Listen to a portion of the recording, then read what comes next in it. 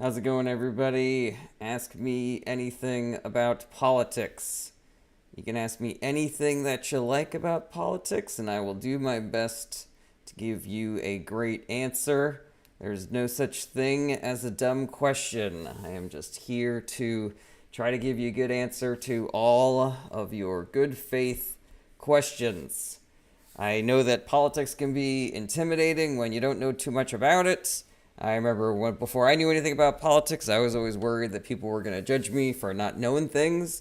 But this is a judgment-free zone, so you're allowed to not know things here. You ask me anything that you like about politics, and I will do my best to give you a great answer. There's no judgments, there's no debating, there's no roasting. You don't got to worry about, if I ask this question, he's going to think I'm some sort of liberal cuck, or if I ask this question, he's going to think that I'm some sort of MAGA lunatic. I'm not going to judge you no matter what your question is. I will just do my best to give you a good answer. You know, it can be as simple as what are the three branches of government. It can be much more complicated. It can be more complicated. It can be about what the things that are going on in politics today. That tends to be what people ask about. But, you know, I'm open to any kind of question that you have. I remember when I was Matthew Southwick says, "Are we all good?" We are assuredly not all good. But the good news is that there is a way out of the darkness. It's just going to take a lot of work by a lot of good people. So yeah, ask me anything that you like about politics. That is what I'm here for. There is no such thing as a dumb question. Forever says, "Are you a Democratic or a Republican?" I am a Democrat. Now, some people think that invalidates. Oh, looks like I'm having some connection issues here. Right, am I back? I am back. Okay. Some people think that being a Democrat invalidates all the things that I have to say. I do not agree with that at all. JJ says, "What's the difference between a mayor and prime minister?" I don't know what that means. All right, ask me anything that you like about politics, everybody. I am here for your questions. There's no such thing as a dumb question. Are you American? Yes, I am. There's no such thing as a dumb question. There's no roasting. There's no debating. There's no judgments. You don't got to worry about, if I ask this, he's going to think I'm some sort of liberal cuck. Or, if I ask this, he's going to think I'm some sort of MAGA fanatic. But I am here to answer your questions. For Eliza, did they steal the 2020 election? No.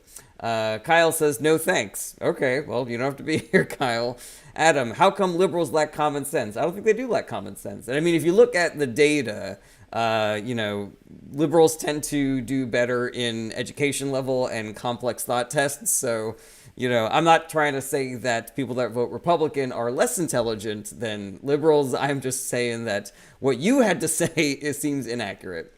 Let's see here. User a whole bunch of numbers says, "As a former Republican but now mentally crashing and cannot stop C-SPAN, do you have any mental recommendations?" I think that what I learned from the first 4 years of the Trump administration is that it's a marathon and not a sprint. And I worked myself up into a tizzy, and I did a whole bunch of things in the first year, and then I got burnt out and I couldn't keep up that pace. And so I think that we need to recognize that self-care is important, and we got to take care of each other. We got to take care of ourselves. But hopefully there's a little bit of space left, a little bit of, a little bit of bandwidth left to do the work of helping. Let's see here. Milkman515, what happened to the 20 million votes Joe got in 2020? It's actually not a difference of 20 million votes between Joe and Kamala. I believe the difference was something like 7 million votes. I didn't look at the new totals, but it's around 7 million votes. And, there were a lot of narratives that hurt the Harris campaign and Democrats in 2024. A lot of misinformation, a lot of disinformation, a lot of narratives that were specifically meant to disenfranchise voters. And also there was an incumbency bias that was felt around the globe. So let's see here. User a whole bunch of numbers. How do you feel about Elon salute? I feel like it was Hitler shit, and it seems obvious that it was. I don't know why people are debating that. BRS01, how long do you think the GDP will make America affordable again if Trump gets on it? I mean, so far I haven't seen Trump do anything to address the affordability crisis. So far, all I've seen him do are things that will make everything more expensive. Let's see here. For Eliza, why is it that liberals can do it and Elon can? You're going to have to clean up that question for Eliza. Let's see here. Chanch, how do you feel comfortable talking about politics when you don't know anything about geopolitics?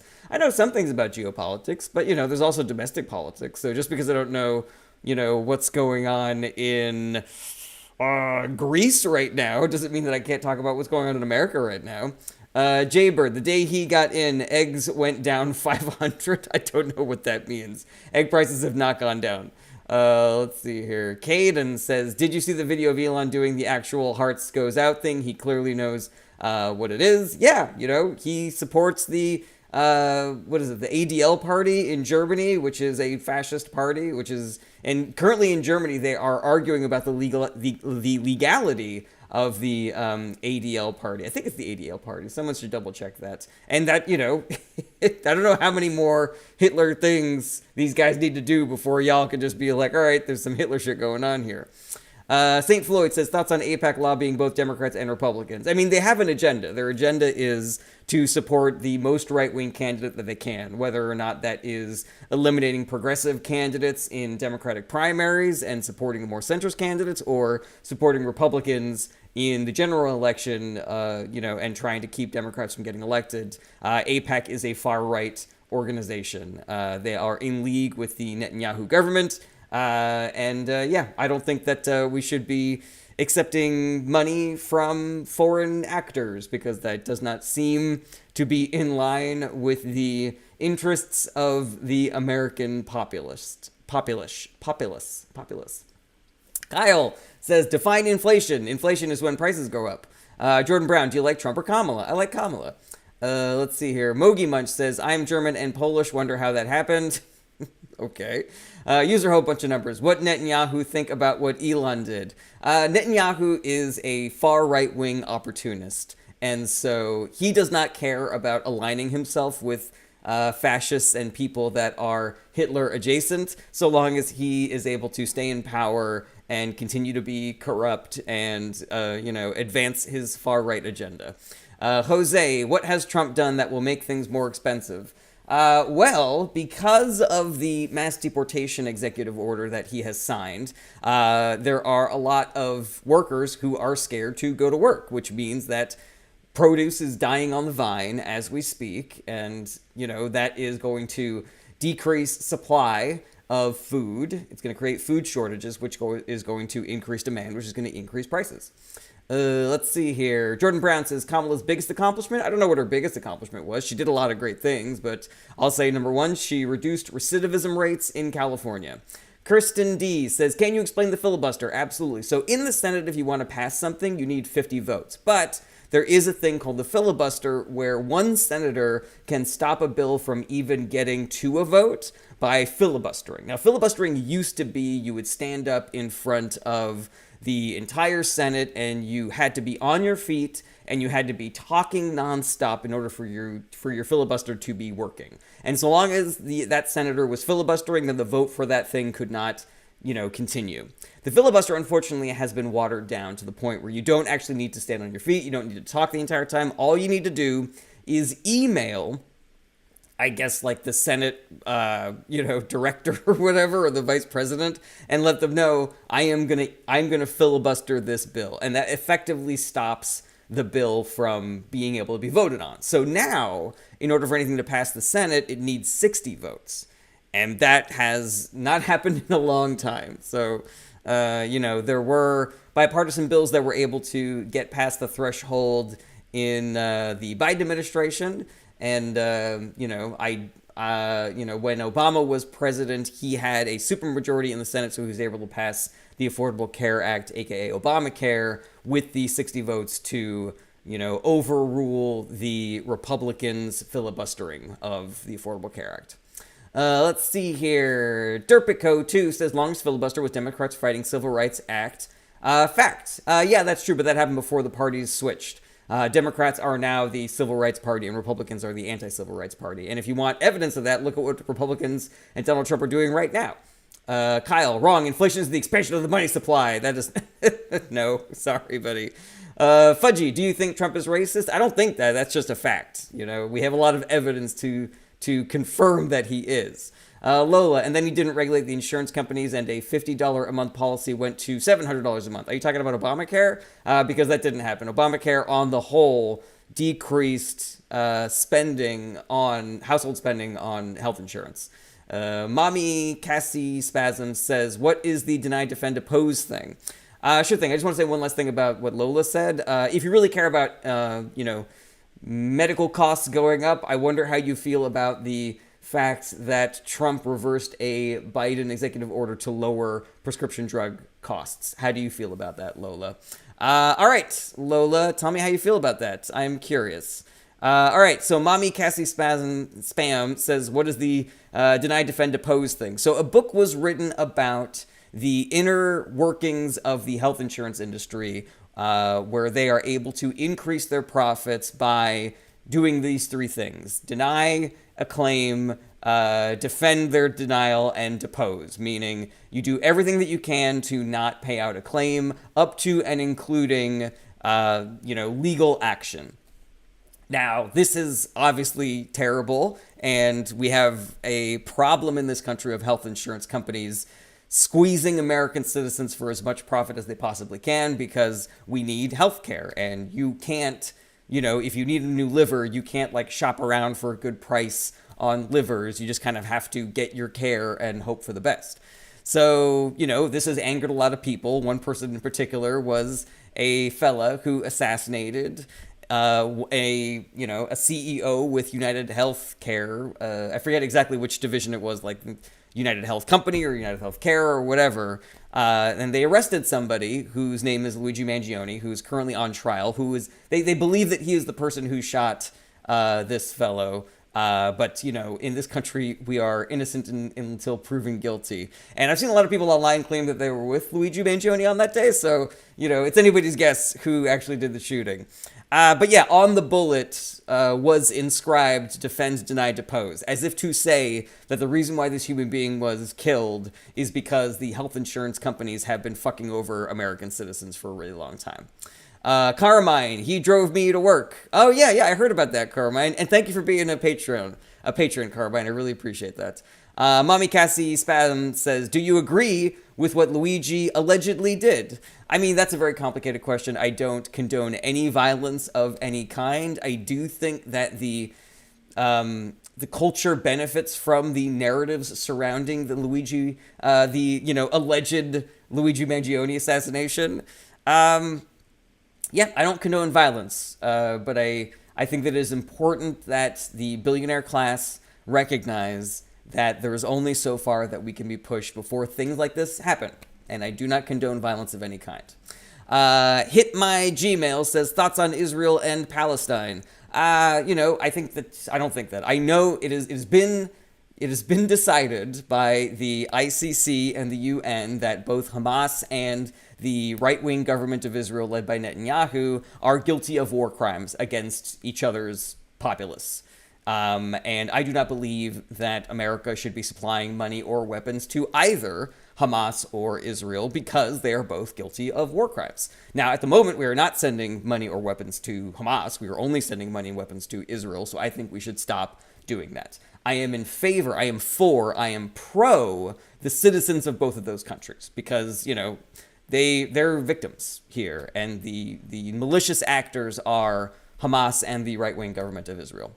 Let's see here. Mommy Cassie Spasm, why is people saying the Hunger Games is coming true?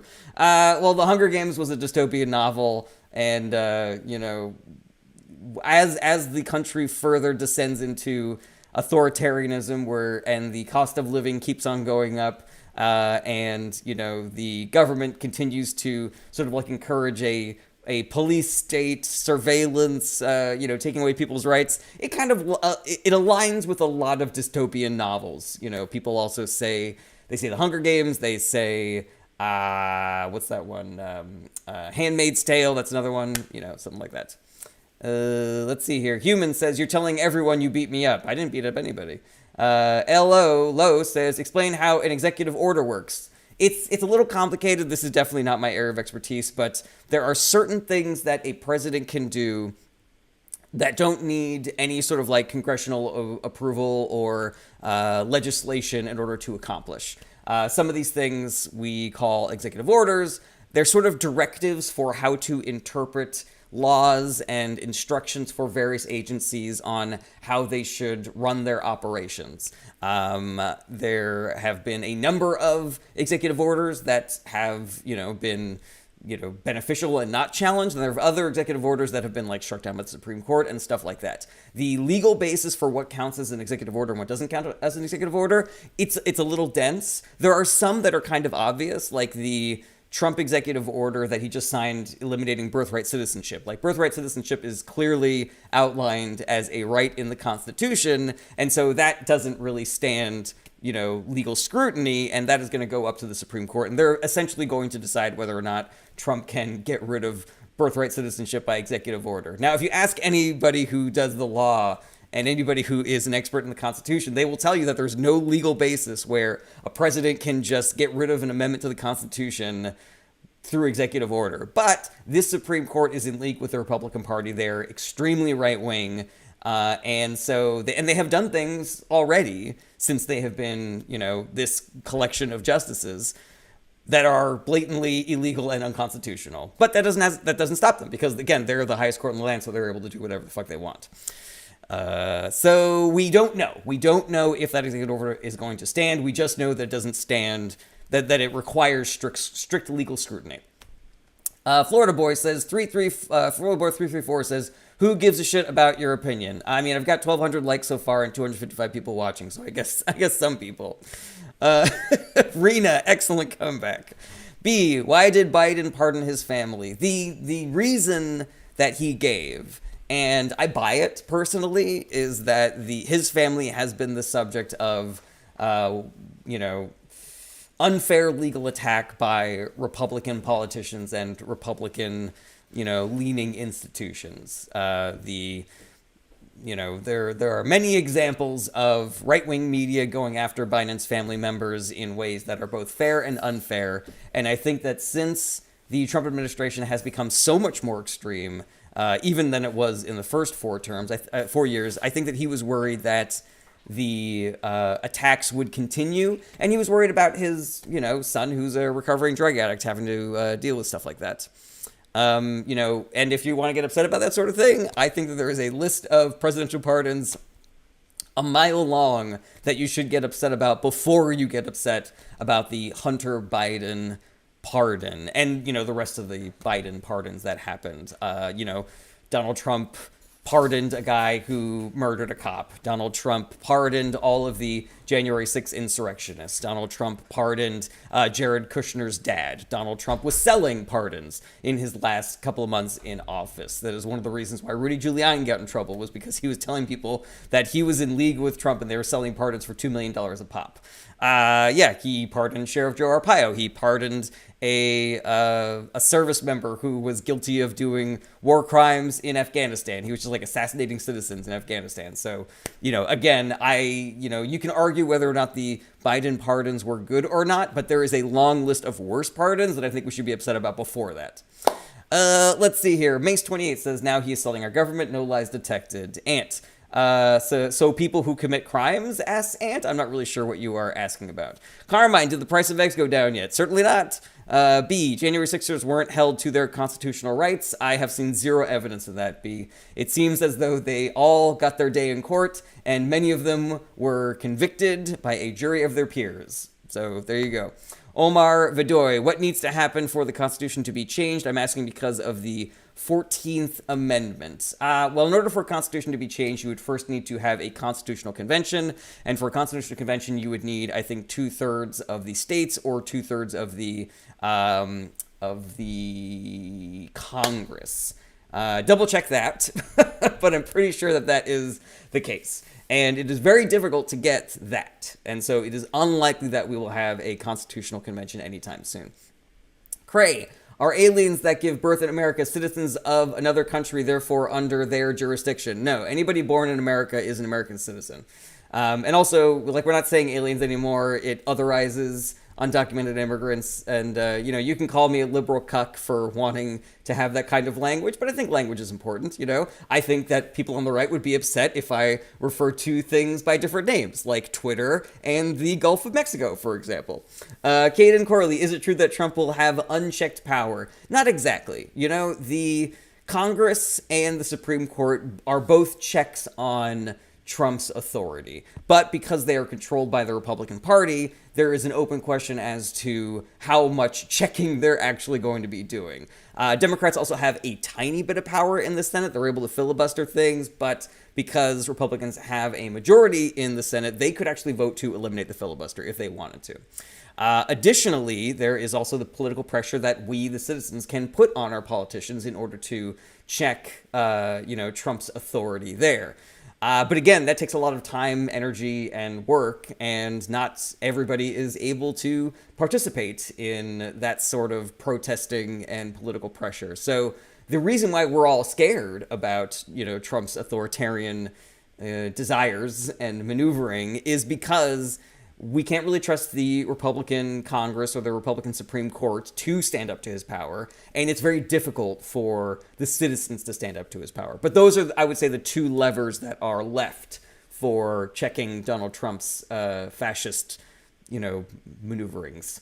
Let's see here. User, a whole bunch of numbers. Is it true I'm stuck in the dryer, step bro? I don't know. Maybe I should go check.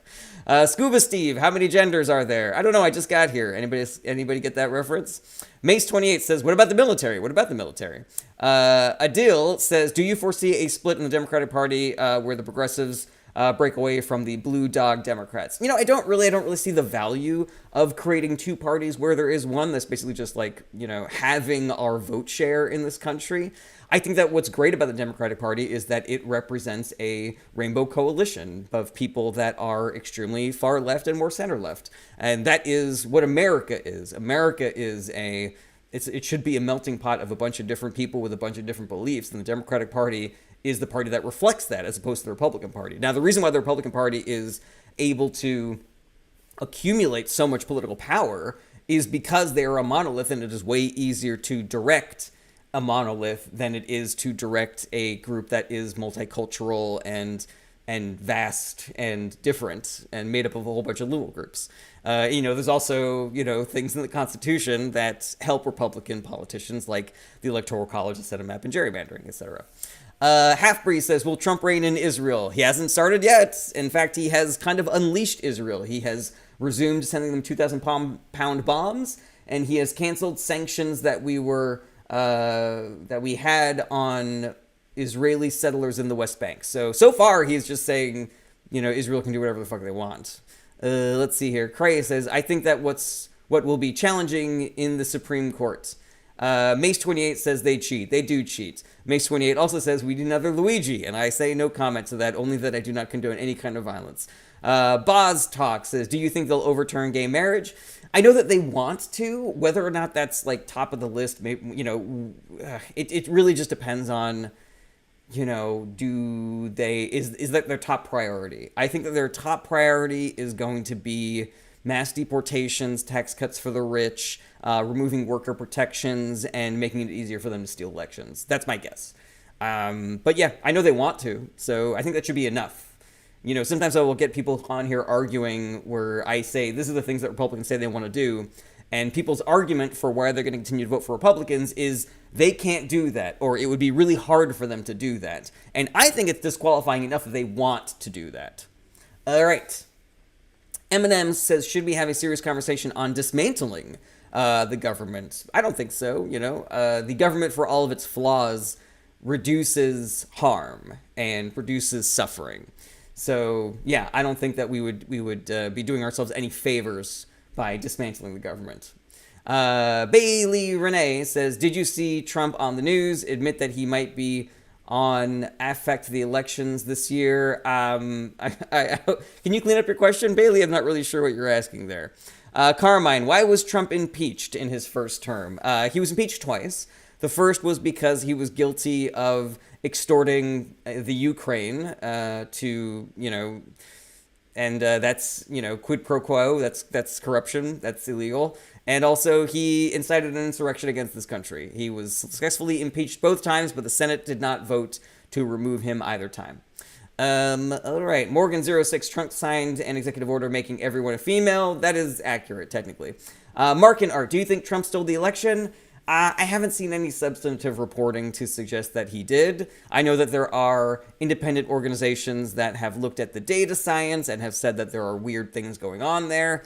I'm a little more skeptical about that because Democrats lost vote share in every state, including, deep blue states. So that it seems like it's more of a, what do you call it? It's more of holistic and organic issue of misinformation, disinformation, and incumbency bias than what Trump suggested, that Elon meddled with the voting machines and that's the reason why he won Pennsylvania. I'm open to the idea, like somebody who's smarter than me should go and try to find some evidence that that actually happened. But until there's evidence that that happened, we don't do ourselves any favors by being like blue anons saying, that, based on XYZ, we should start, referring to Trump as an illegitimate president or anything like that. Let's see here. Walking IMDb says, will a third party ever win the presidency? If they do the work, if they do the work of building up coalitions and building up state power and building up infrastructure to actually win presidential elections. The only third party that I see doing the work is the Working Families Party. But everybody else, the Green Party, the Libertarian Party, all they do is these bullshit presidential runs every 4 years that are just ego-driven, cash grab, spoiler candidate bullshit. And so they can miss me with all that shit. Pimp Daddy, we do know that the Bidens ran a crime family. No, we don't. There's no evidence of that. Brandy, the evidence crashed to Earth the next day. You're talking about the evidence of them stealing the election? I mean, if that's the case, and we don't win, and nobody has sifted through the rubble of those, of those satellites to find the evidence, then there's nothing we can do about that. I would love to believe that. I would love to believe that the American people did not vote for this. But again, if we don't have any evidence that it happened, and we don't have any, evidence that would stand up in a court of law, then it's kind of useless. If you got a friend who's like, I can guarantee you that he did not win legitimately, then it's like, all right, well, great. Well, is that going to get him out of office? No? Well, all right, Pimp Daddy, you're spamming the comments, and that is one of the things that gets you blocked. Sorry, buddy, you are out of here. All right. Rusty Shackelford says, I voted for this. Yeah, but we don't know who you are. You could be a fucking Russian bot. It's me, baby, it's me, says, why is there such a high level of cognitive dissonance with conservatives? So there have been studies on this that show that conservatives are more susceptible to misinformation, disinformation, and conspiracy theories. Is that related to the other statistical fact that the less education you receive, the more likely you are to be a conservative voter? So that's people that did not go to college or did not graduate high school. And I want to be clear about something, that just because you didn't go to high school, just because you didn't graduate from college, does not mean that you are dumb. But maybe it means that you're not as good at making certain informed decisions. Maybe it means that you're not as good at sifting through misinformation, disinformation, and discovering what is accurate based on that. So yeah, I think that that's important information to have, but I also don't think that it does anybody any favors for progressives to look at that data and go, MAGAs are dumb, they're stupid, they don't have any critical thinking skills, etc. Like, every voter in this country is somebody that we need to be working to form a coalition with.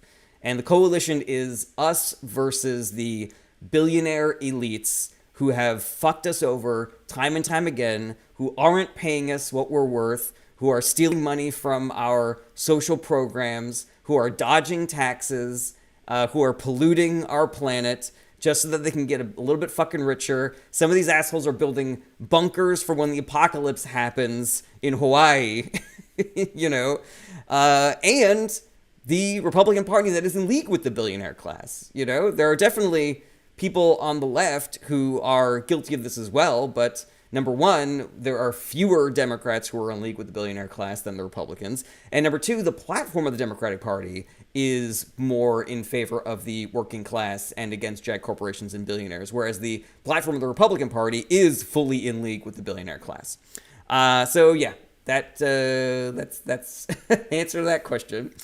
CL says, so happy to find you on here. Saw you in Atlanta. Oh, when I was doing stand-up in Atlanta? That was a while ago. I'm actually going to be there again soon, I think. You should definitely check my website for my schedule. Matt Friend says, Dems aren't left, though, just LARPing. I don't know what you mean. I don't know what you're talking about. The Democratic Party is the left-wing party in this country. Maybe they're not left enough for your taste, but they're definitely the party of the left. Deanna P says, getting billions in PPP loans forgiven and insider trading, making them rich, no lies detected. Estelia says, what will happen if we leave NATO?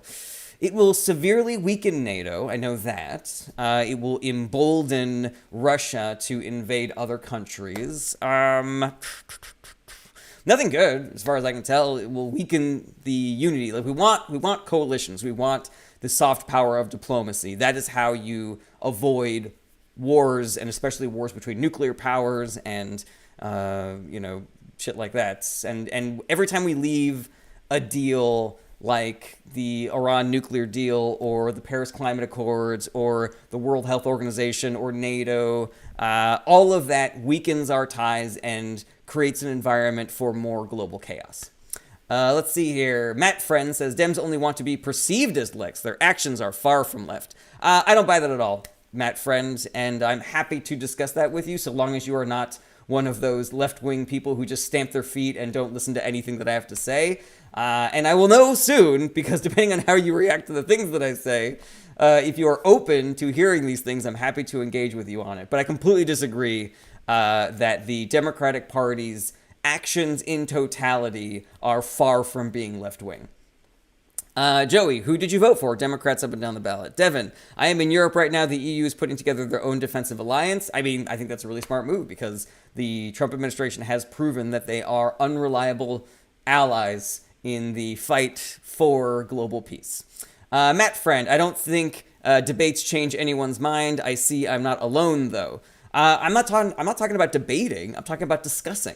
You know, I'm not here to change your mind, and I'm not going to let you change my mind. I'm just saying, like, let's find some common ground here where maybe we can agree on a shared reality of things. You know, like there are people who believe that the Democratic Party could have codified Roe whenever they wanted, that they had many chances to do that. That is factually inaccurate, and we can discuss whether or not like that's a belief that you hold. And, you know, we can discuss, we can share information, and you can tell me like why you think certain things. I can tell you why I think certain things, and then maybe we can have common ground. Now, there is a specific type of person who comes on these lives and wants to own the host, or just wants to, throw a bunch of shit in the gears so that, people get confused and they start spreading false narratives and people don't know what's true or not. Or if you're that kind of person, then, then I definitely don't need to engage with you. But if you're not, if you're a sincere, open-hearted, good faith person, then I'm happy to engage with you on these topics. Again, I'm not trying to own you. I'm not trying to debate you or roast you. I'm trying to form common ground. I'm trying to change hearts and minds here. Martin Sheen, Joe Biden would be a better grandpa than Trump and a better hugger. Completely agree with that. W. Page says, oh, is that Wendy? What's up? Do you think the Democratic Party is ceding messaging to AOC, or is it my algorithms? So I think that AOC clearly has a talent for engaging and communication, especially on social media.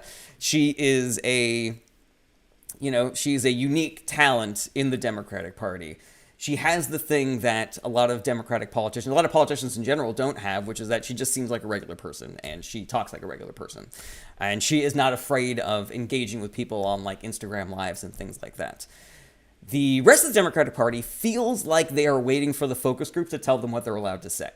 And so are they ceding the messaging to AOC and the progressive wing of the Democratic Party? I don't know if that's like a conscious choice that they're making.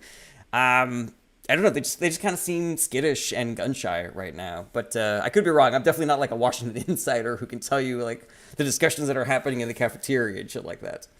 Nathaniel Burton says term limits for Congress. I'm for that. That sounds like a good policy.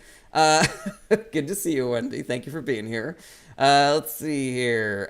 Devin says, can we agree the Dems lost because they went too far left, i.e. identity politics? I don't agree with that at all, Devin. I know that this is an accusation that has been lobbied against the Democratic Party for a really long time, but I don't see it. What I see are, when I ask people for evidence of that, they show me like tweets and they show me videos from like left-wing influencers where I want to know what policies Democratic politicians, elected Democratic politicians, have attempted to pass or are currently working on that are quote-unquote identity politics. Now, I can show you that stuff on the right. I can show you things on the right that are like an example of identity politics, like these bills that are like trying to keep trans women out of women's sports, and all these book bans that are happening in red states. But I don't see that stuff happening on the Democratic side. Like, show me some policy from an elected Democrat. I heard somebody say recently that Beto O'Rourke, when he was running for president, said, hell yeah, we're coming for your guns, and that ruined Democratic messaging on gun control for a generation. And I was like, that doesn't seem fair. This is an unelected person. You know, it's and there's a similar argument for people that say Black Lives Matter is terrible messaging, or it's like, that's not, the Democratic Party didn't come up with that. Or defund the police. The Democratic Party didn't come up with that. That was people angry saying things, but that gets lumped into the Democratic Party, and people say that is evidence that the Democratic Party has gone too far. There's also a lot of misinformation, disinformation out there where people will say the Democratic Party has gone too far. Kids are pooping in litter boxes at school because they identify as cats now. And that is a fucking lie. In addition to not being a policy that any Democratic politician has even thought about putting forward. Now, contrast that with the Republican Party, which their elected officials are the extreme version of their party. Donald Trump, the Supreme Court, like Ted Cruz, these are extreme right-wing actors, and they are the people in charge of the party. But the Democratic Party in general is a rainbow coalition. There are people that are progressive. There are people that are more centrist. And so, yeah, I've seen arguments that the reason why the Democratic Party lost this election cycle was because they were too far to the left, but I've also seen arguments that say that it happened because they were too far to the right. I am not convinced by either of those arguments. I think the point of the Democratic Party is that it's a rainbow coalition of people that have left-wing, far left, and center-left ideologies. I think the reason why they lost the election is the reason why they lose every election. It is because misinformation, disinformation, propaganda perpetuated by right-wing actors. The fact that the Republican Party has a lot more money to wage these wars. They are much more open to cheating. I will refer you to Elon Musk paying people $1 million to register as Republicans. And also an incumbency bias that was felt across the globe because of the post-COVID economy, creating a cost of living crisis everywhere. Incumbent parties, whether they were left, center, or right, suffered electoral consequences this year. So I think all of that together explains why Democrats did worse in 2024 than they should have. But none of that is they were too far to the left or too far to the right, or their messaging was too far to the left or too far to the right, or Kamala was too far to the left or too far to the right. Depending on who you ask, it could be too far to the left or too far to the right. Any of these politicians, any of these things. So yeah, I don't buy that shit for a fucking second. I hope that you took my answer, with the good faith intention that it was given. I don't know if I was appearing too heated or if it looked like I was roasting you or anything like that. I don't even know if you're still here. Kristen D, biggest missed opportunity, Bernie or Hillary? I don't know. Even if those were missed opportunities. Hillary won the primary against Bernie Sanders. I was a Bernie Sanders guy in both primaries. I was a Warren guy in the primary until she dropped out. Then I became a Bernie guy. And then in 2016, I was a Bernie guy. And then I became a Hillary guy after Bernie lost the primary. But as far as like wasted opportunity, like I'm not really sure what you mean by that. Like they lost. What was the opportunity that we wasted? Maddie D, 1996. What do you think of libertarianism? My cheeky answer is that it's like the adult version of believing in Santa Claus. We have a lot of evidence that libertarianism doesn't work. We have evidence from the past, like the Triangle Shirtwaist Factory fire, The Jungle by Upton Sinclair. But we also have more contemporary examples, like cities that have tried to go libertarian and ended up getting overtaken by bears. That is not an exaggeration. That is a real thing that happened. Google it. So yeah, I don't rate it at all. I respect libertarians who are at least, at least they stand by their laurels when, you bring up things like abortion. And they're like, yeah, women should be able to get abortions. That is part of the libertarian ethos. All right, let's see here. Maddie D, 1996. I disagree personally, but I like how civil everyone here is. Thank you, Maddie D. I agree. What is your, why do you believe that libertarianism is a good political philosophy? All right, Charlie, the DNC are experts at stopping Bernie, but not Republicans. I don't really rate that argument at all, Charlie. I saw what the Democratic Party did to Bernie Sanders in both the 2016 and 2020 election, and I don't think they should have. I want to be clear about that I think that the Democratic Party should have been more objective in the primary process. But the fact of the matter is that Biden kicked everybody's ass in 2020. If, you can talk about vote splitting between him and Warren and, the other progressives, but even if you added all those votes together, Biden still would have kicked Bernie's ass. And the same thing happened with Clinton in 2016. And again, you're talking to somebody who is on the progressive wing of the Democratic spectrum, of the political spectrum. I don't like it that's what the party did, that's what the population did, but that is what the population did.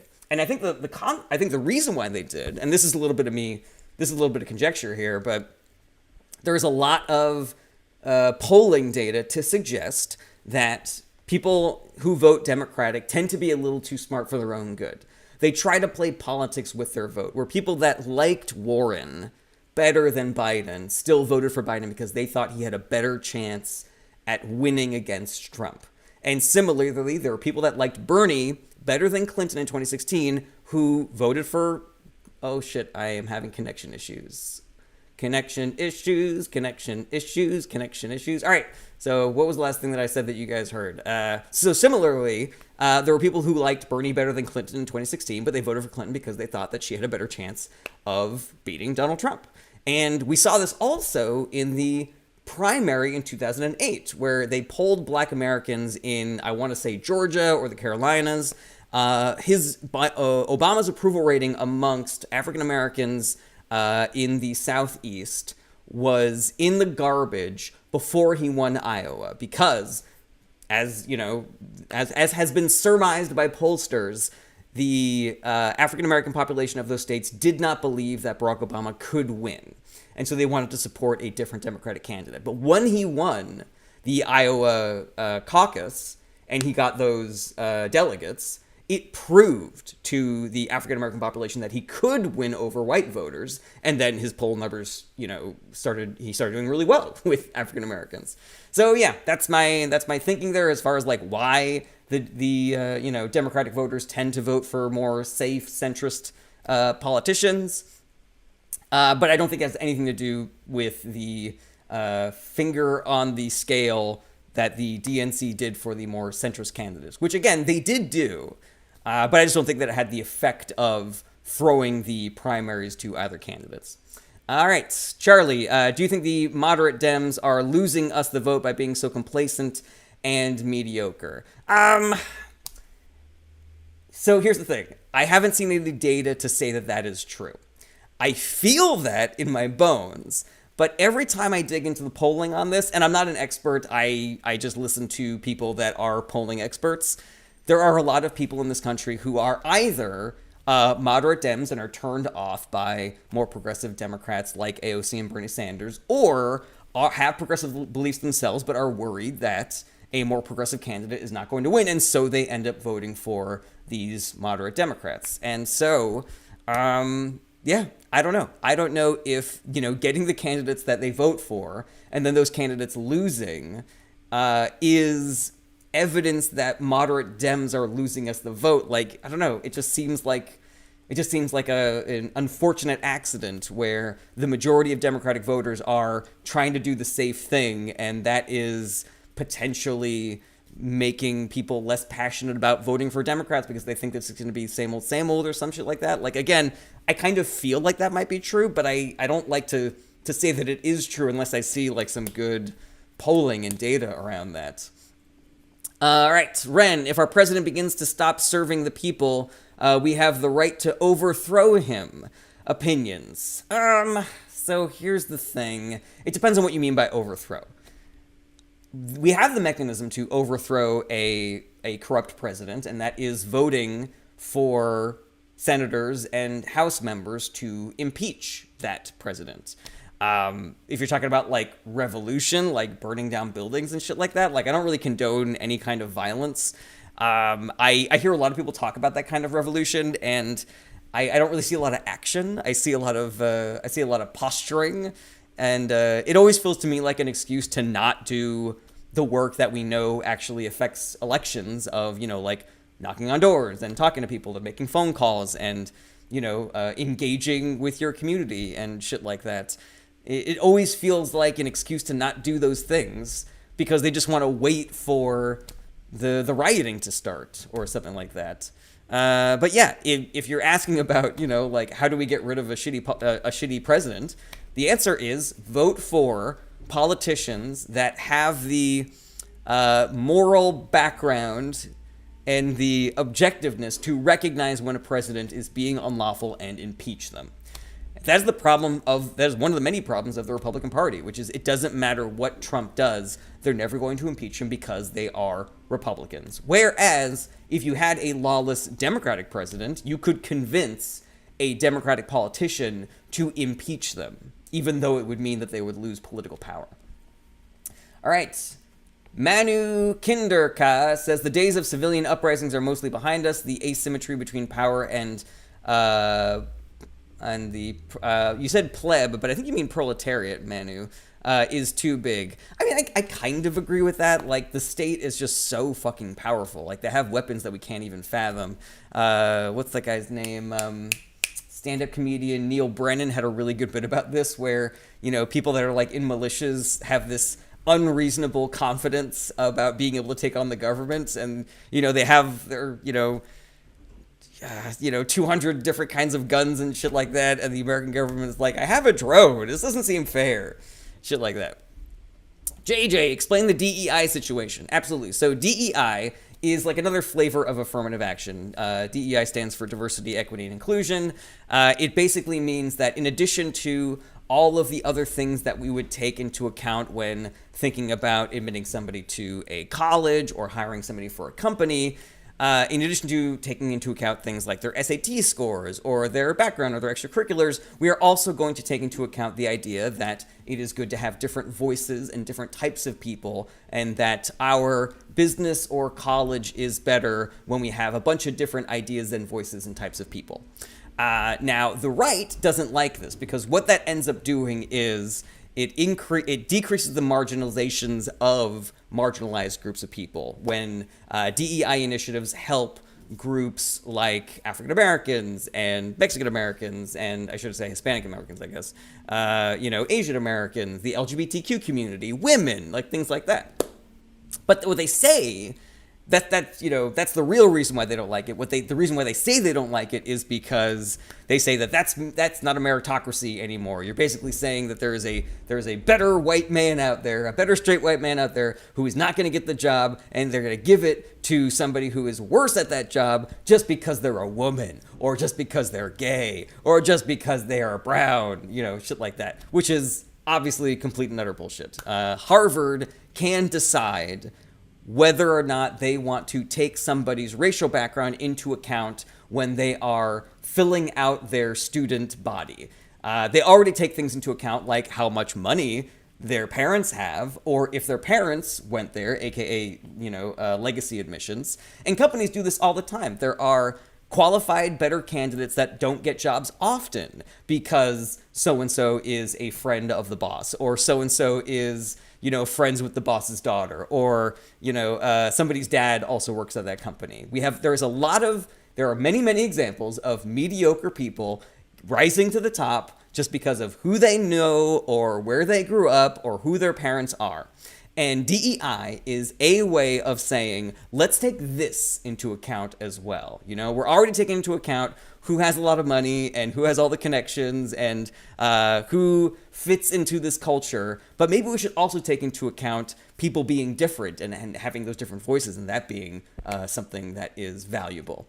But because, again, the right has focused on this narrative of DEI meaning an end to the meritocracy, anytime a person of color or a woman or a gay person does something wrong, they say that's evidence that that person was only hired because of fucking DEI. And that is 100% bullshit, especially in situations like the fires that are happening in California right now. There are mistakes that every government agency makes in emergency situations like that. But by every, reasonable standard, you could argue that the government of California did a pretty fucking good job considering the situation.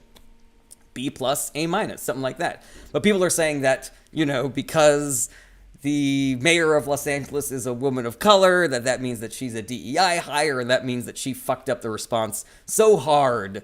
Oh God, she's the fucking worst. A child could have done better, it's kind of like, I don't know. It's dog whistle racism in my opinion, All right, let's see here. Charlie, talk about Citizens United versus the FEC. What effect has it had? There's a much more complicated answer to this, but the short version is that Citizens United allowed for unlimited campaign contributions by corporations, by billionaires, dark money, etc. So where, there's a limit on the amount of money that a single person can donate to a single political candidate, the Citizens United decision effectively ended that, and now we see our elections costing billions of dollars now. All right, Terminal Gant. Why is it that assistant fire chief in LA telling people if she has to rescue a man in the fire, he got himself in the wrong situation in a publicized video on behalf of the Los Angeles Fire Department? I would be extremely skeptical of that, Terminal Grant. That sounds exactly like the kind of bullshit right-wing propaganda that gets perpetrated on social media. Because again, we need to all remember this. Social media is the fucking Wild West. You say it's an actual video, but AI is a thing. Deep fakes are a thing. Cheap fakes are a thing. It is not difficult to do that kind of thing. Now, are you the kind of person that is going to stand by this regardless of what data or facts I give you? Or are you here only to spread that information? Terminal Gant. It's not how about look into it, ? Okay, sure. But again, I haven't heard about it. It seems fake to me. Okay. Now, you can sit there and stamp your feet and go, I saw it. But there are a lot of people who saw videos of people stealing votes in the 2020 election that ended up being bullshit as well. So again, maybe we need to be a little more discerning about the information that we take in and what we assume is correct and what we assume is not correct. All right. Sally Rhubarb, thoughts on if cognitive dissonance is possible for all? Of course it's possible for all. Let's see here. Alrighty. Manu Kindera says, to me, DEI is about offsetting natural nepotism. He's saying it better than me. I appreciate you saying that. I love compliments. They're fucking like, what do you call it? Let's see here.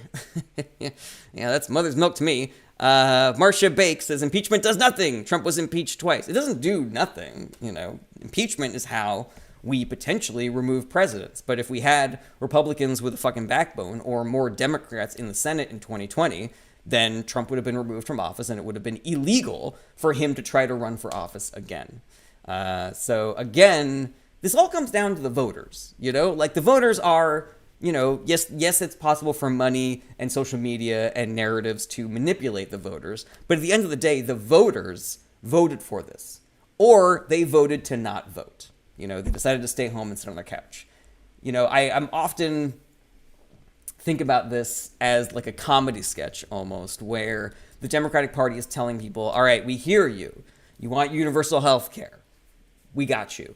If you want universal health care, you need to give us 60 Democratic senators, and you have to give us the House, and you have to give us the presidency. And the voters hear that, and they go, we'll give you 51 senators. And the Democrats are like, I mean, okay, we'll try, I guess. And then they don't. And then the voters are like, you said you were going to give us universal health care. It's like, well, we said if you gave us 60 senators, we would do it, you know? So, yeah, that's how I feel about that. If we wanted to have a governing body that was willing to impeach the president, even if it was in the same party, y'all needed to vote for different politicians than the ones that you voted for in 2018. Or, 2020 or 2016, depending on which senators we're talking about. All right, let's see here. Jan, Trump has been on TV nonstop for the last 3 days. He's so narcissistic. I have a theory about this. I'm probably going to make a video about this, actually. I think that reporters should stop asking Trump questions because he's a liar. There's absolutely no connection between the things that he says and what he does. There's never any accountability for him saying things that are not true or, lying about shit. It seems dumb that we continue to ask him questions. And also, knowing that he's a bully and growing up with bullies, one of the things that you're supposed to do with them is ignore them. So, yeah, maybe talk to the reporter in your life and float this idea to them. Because, again, it doesn't seem like there's any value to it. It seems like it's only doing him favors by continuing to ask him questions and then listening to his stupid fucking bullshit. Charlie, are we ever going to get nationalized health care if we vote for politicians that are going to do that? That's it. That is the end. That is the end result. If people vote for the politicians that say they're going to do that, then we will get that. And if they say they're going to do that and then they don't do that, and when I say don't do that, I don't mean they tried to do that, but then there were so many Republicans in Senate that they were stopped. I mean, we have to vote for enough, politicians in both the House and the Senate and the executive branch in order to pass universal health care. And if, we get another Joe Manchin or Kristen Sinema, then we primary that person and we replace them with somebody who's actually going to do it. But then at the same time, we have to hold on to all the other people that said that they were going to do that. It's difficult. That's what politics is. And it would be a lot easier if there weren't 85 million Americans who just didn't vote who could. There were 30 million registered voters who did not vote in 2024. It would have been so fucking easy for them to vote. They didn't even have to register. They were already registered, So, yeah, I think attacking some of these narratives around not voting being a thing that people should do, I think that's part of it. Let's see here. Colton says, better doctors would go to other countries. We'll have to wait in line for surgery. We already wait in line for surgery. We wait for authorizations and pre-authorizations and referrals, and you have to go see this doctor first, and that doctor's not in network. And, you're talking to somebody who's had a lot of health problems, so I know what it's like to try to deal with the insurance industry. And I one time had to wait a year for dental surgery that I needed. And then when I finally got it, they denied my coverage. So yeah, fuck off with the fucking argument that our health care is going to get worse if we make it cheaper and easier for people to get. All right, let's see here. Noah Weaver, what percentage of politicians do you think actually care about what's best for the people? I mean, if we're including Republicans, it's less than 50%. Because, ever since I've been paying attention to politics, I've seen the Republican Party do nothing but fuck over everybody. So, yeah, I would say, so we're really asking, what percentage of the Democratic Party is, shitty versus which is actually good. And I would say it's probably I don't know. If I'm being gracious, 70% of the Democratic Party. So that would be 30% of all politicians. Let's see here. Nick, not voting is better for political accelerationism. But I don't believe in political accelerationism. It has not done us any good, Nick. The voter participation in this country has always been in the garbage. And now we are in a terrible position. If we had 80% voter participation and things were getting bad, then yeah, I would agree with you. But voter participation has always been around 60% and worse. The highest voter turnout that I believe we ever had in this country was in 2020. It was 65%. And that is fucking pathetic, considering that we also have primaries and midterms and special elections. So if not voting was going to work, it would have worked already. Marsha Bake, how do we get people to vote? We got to talk to him. And we got to talk to him in real life. JJ says, do you think JD Vance is worse than Trump? No, I don't. You know, JD Vance is smarter than Trump, but Trump is famous. And the things that have happened in Trump's life that have made it easy for him to con everybody in this country, I have not seen any other Republican politician with that ability. Everybody thought it was going to be DeSantis, and then he fucking flamed out. JD Vance has all the charisma of a fucking baked potato. Yeah, I don't think so. You know, if we're looking at a government that is run by a JD Vance that already has the, you know, a big majority in the House and the Senate and the Supreme Court, then yeah, I'd be a little bit more worried about that. Like, we are a little bit saved by Trump's idiocy and incompetence. But at the end of the day, like, we don't see an election like 2024 and 2016 without Donald Trump, you know, with a fucking Ted Cruz or a Mitt Romney or a Ron DeSantis. All right, let's see here. Terminal Gant, if Vance has charisma of a potato, I hate to hear what you have to say about Kamala, LMAO. That's it, Gant. You have proven to be a troll and a political hack. You are out of here. JJ, what does exiting the World Health Organization going to look like? You know, so it's going to remove funding from the World Health Organization, which is going to make it harder for them to operate. And it is also going to cut lines of communication and data sharing. So it's going to make it easier for things like pandemics to occur. Now, does that mean that pandemics will 100% occur? I don't know. You know, like, nobody can predict that. But it is removing preparedness. It is throwing away your umbrella just because it is not raining currently. It's Mary B. Was Harris ever a better candidate than Trump? I think she was and is a better candidate than Trump. She was hampered by the fact that she only had 107 days to run her campaign. I think she did a great job. You know, she definitely made mistakes, but I don't see why those mistakes count more than the worst mistakes that the Trump campaign made. The reason why she lost is because she only had 107 days. There was rampant misinformation, disinformation, and propaganda being perpetuated by every media channel, including social media, and an incumbency bias that was felt around the world. Because she was a Democrat and the Democrats were technically in charge at the time, she suffered because of that.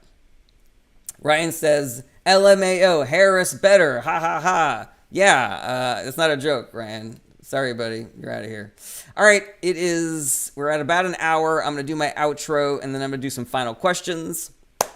I want to thank everybody for being here. I want to thank everybody for all the support that you have given me, whether it is leaving a comment, leaving a question, sharing, liking, sending gifts, sending hearts, any kind of support I appreciate. If you can do the financial kind of support, like joining my Patreon, I really appreciate that. You can get there on my website. If you can do the kind of financial support that is buying things on my Spring store, I really appreciate that. You can find that on my website as well, jaredberenstein.com. But any kind of support you can give me is great. The free kind is great as well, like shares, follows, you know, etc. You can follow me on YouTube and Twitch. I multicast over there as well, though obviously the lion's shares of my comments come from TikTok here.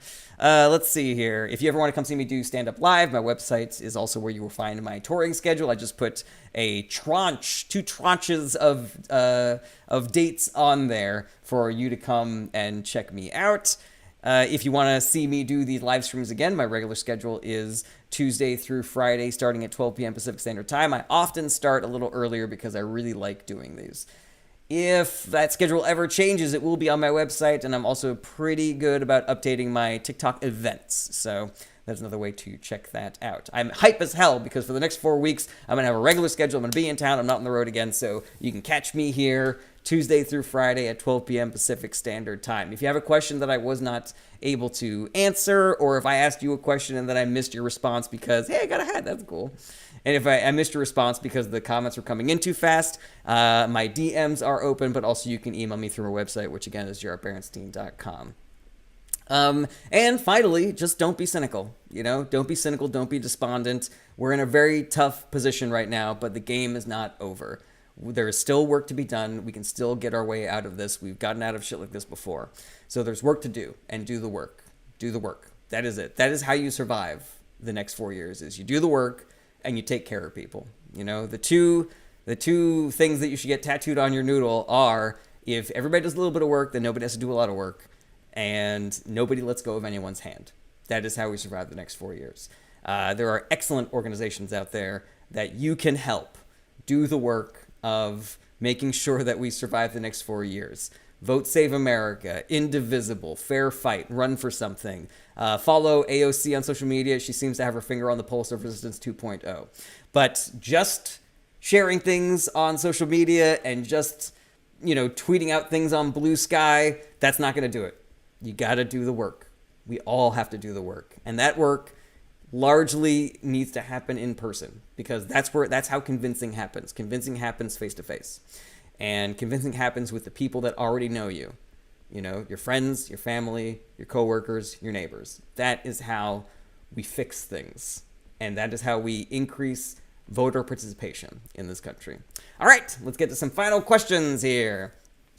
Bongborder 420 says, what is the work? The work is a bunch of different things. Like if you hook up with an organization like Run for Something and they want you to file, you file. That is the work. If you are canvassing to try to elect a specific politician, knocking on doors and talking to people about who they're going to vote for and why you think they should vote for this candidate, that is the work. Phone banking, text banking, that is the work. If you are somebody with a big reach on social media, maybe putting out a video is a good thing to do. But again, social media is easily manipulatable by things like money and influence, which the right has a lot more of than the left does.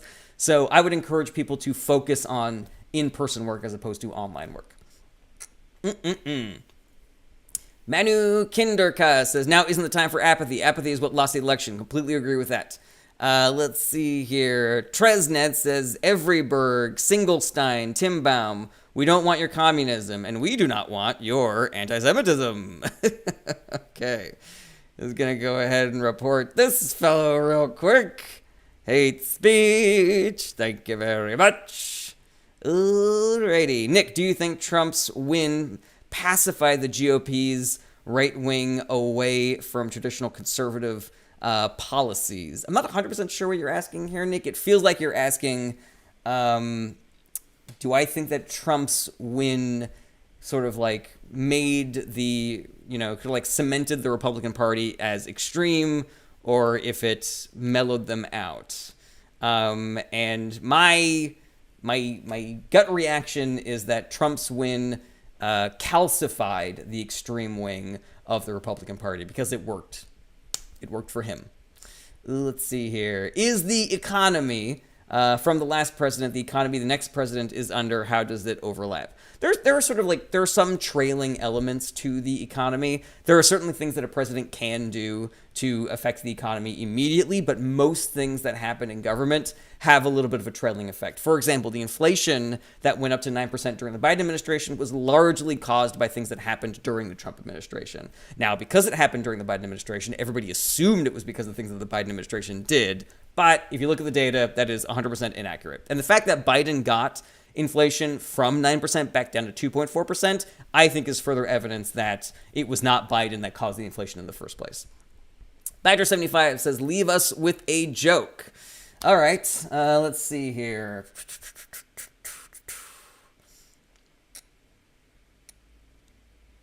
Here's one that I use in my act. I talk about how Republican voters are statistically less educated than Democratic voters. And that does not mean that they are dumb, but maybe if you don't get an education, maybe you're not as good at making an informed decision. I know they can't make an educated guess. There you go. There's my joke. Thank you, everybody, for watching. I will see you guys tomorrow at 12 p.m. Pacific Standard Time. Everybody have an excellent Thursday. Take care. Bye-bye. Bye-bye. Bye-bye. Bye-bye. Bye-bye. Goodbye. Goodbye. Goodbye. Goodbye. Goodbye. Goodbye. Goodbye. Goodbye.